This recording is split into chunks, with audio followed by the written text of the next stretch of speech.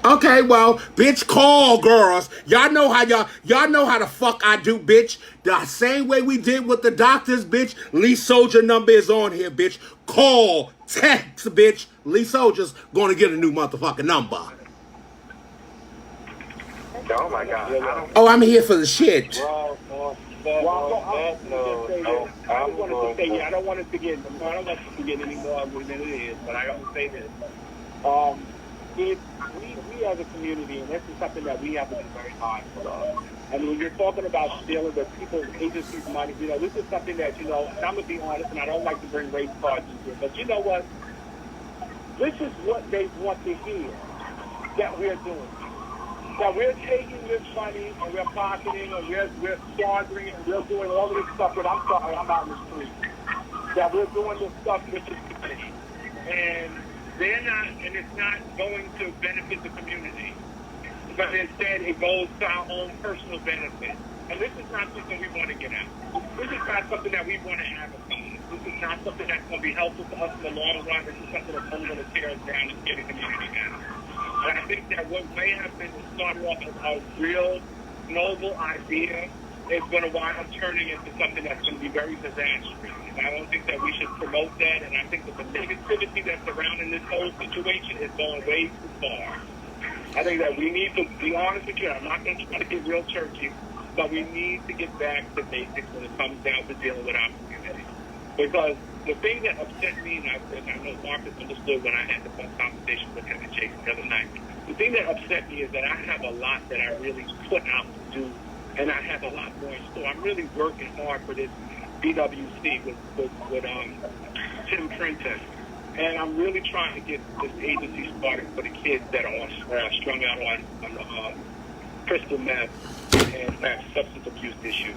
I don't need that type of negativity or my name attached to stuff that people assuming that I'm stealing or I'm something nefarious and stuff like that. I don't really want to get involved in all of that. I don't want my name dragged into that stuff.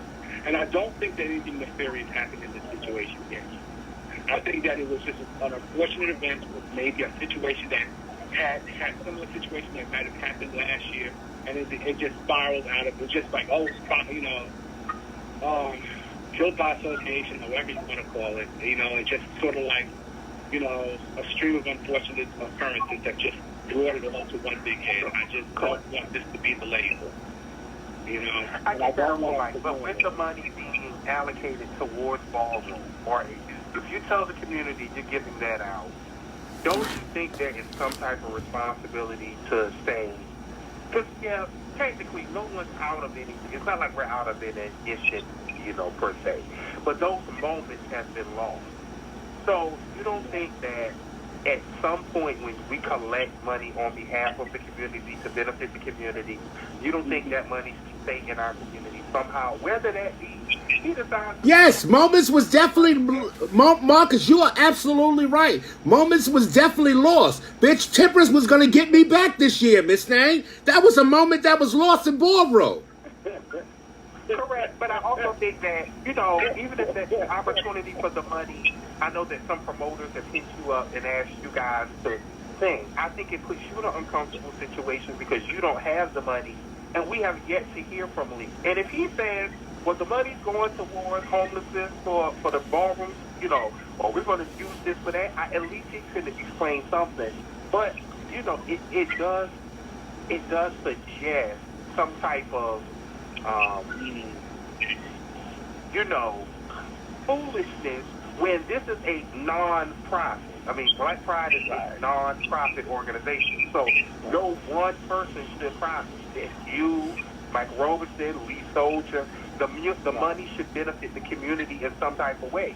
So if he's going to take the excess money and whatever he chooses to do with it, if it's to have a cookout or to, give it to a homeless shelter for LGBT youth or give it back to housing, it needs to be explained because it does look like somebody personally benefited when the money just poof and disappears in the air. Yes, at 13 reasons, I could have at 2 o'clock shut the ball down and walked out there and kept an extra $8,000 to $10,000. But in my mind, I put it on the flyer and said I was going to give it out. So we did what we did and moved on to the second place.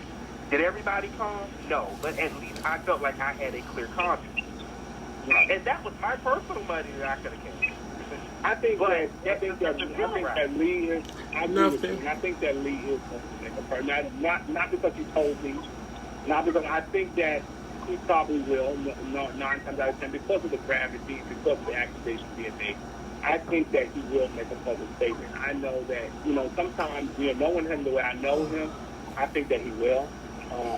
I think that I just like keep in mind that we, him, Mike, we all 3 different people.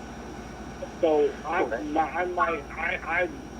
some people have the attitude. I'm not saying this is Lee or Mike, but some people have that attitude like they don't give a fuck. So you feel the way you feel. So what? Some people have the attitude where listen, I might be able to talk with you, but I can't talk to you right now. Because it's true right now, I'm just not in that space where I can have a conversation with you about this, because I have a lot of mixed emotions. Okay, I gotta go. And then some people are just not that way. They just but it they is have to same be able to right. talk to you and immediately get it out. Last year when his son didn't get that, I don't know, was it like $5,000 or something he was supposed to get that somebody was supposed to be sponsoring for like Bazaar or something, and he went on there. We supported him on that because right is right and wrong is wrong. So with that same energy, if we was tagging the person that damned the community and said they was having a ball and didn't give out their money, and that place right, we're going to hold it to that thing. I hear where you're coming from. To your point, I hear where you're coming from. I just think that it's so much being made, and I think that maybe because the accusations that came was so far out of left field, it's like, people have predetermined or decided where they, what they believe. And I think that when they came out, I agree. No, like I'm saying, is to keep it on. I mean, take away. He made no statement last year at all. He never addressed the community. So he had a whole year to say something. I did. I'm just being fair. I did. You're right, but I did. I did. But I guess, and I'm just saying that I did. But in regards to the money, because I hate to say this, but in the community, we feel so attacked. It becomes so personal when it comes down to money. Yes, I mean, a lot of girls did spend a lot of money getting ready. To be honest with you, the $1,500 they were going to win, they probably spent that to get ready for the ball. Especially with the category changing and stuff. So, I mean, it's not about necessarily the money. But when people make we definitely did spend that, honey, because the category was one thing, and I had to go and get me a black gown, honey, and then I had to go and get this blue one mistake. So we definitely did spend that. You know what? And I'll be honest with you, I got to see you girls as y'all came up. I seen Tempest. I know she had a very good. And I seen you walk past. That was the first time I seen you, and I was like, "Oh my God!" I said, "Y'all really come to play." Yeah, we came to play. We came to make some motherfucking moments, bitch. Okay, and the only thing I made was motherfucking whoopee down in the bathroom. So, I know that the McGlear Bowl is definitely going to be the focus for Team Faith. I know that all the girls that are walking, that was going to walk this, is definitely going to walk the McGlear Bowl because that's a statement. That's where any girl who has love has to defend it. Even if they're not coming, even if they don't win, even if they don't make it past their first battle, any girl that claims they have love has to be at that point, and they have to show face. They have to. So I'm pretty sure that any girl that is worth the name that they have. So every girl that was walking is known by their first name. You were known, Tempest is known, Erica's known. All the girls that was walking Faith is not known. Their name is established. And when they hit that floor at the McGlear Ball, everybody who hits that floor is going to have their name is going to be ringing from the rafters. And I'll be honest with you, and I'm not throwing shade on the Heritage Ball. I would rather, when I came to 17 Faith, although we always get that, that's the staple at the Heritage Ball, 17 Faith. But I want to see it heralded the way it should be heralded. Because I think that girls sometimes cut corners when it comes down to the Heritage Ball. They don't really put it all out there like that. I think that when they come from the Blair Board, they're going to give all the bells and whistles that go along with the case. And I'm looking forward to seeing the Blair Board for that $10,000. Well, with that said, we want to thank you for coming on, Uncle Mike. This is definitely a mystery. We are going to, follow or go where the story leads us. Like I said, I'm in negotiations with the Fillmore right now, the Live Nation venue. And before I sign any contract with them, they're going to have to explain to me, was it homophobia? Why? I had to end, bitch. I just seen what Kim wrote, and I'm done. I just seen what Kim, aka the icon Revlon, just wrote. Mistake, girl. I'm done, bitch. The live is over, mistake. I'm done for the night, bitch. I'm done, bitch. I'm done. Bye.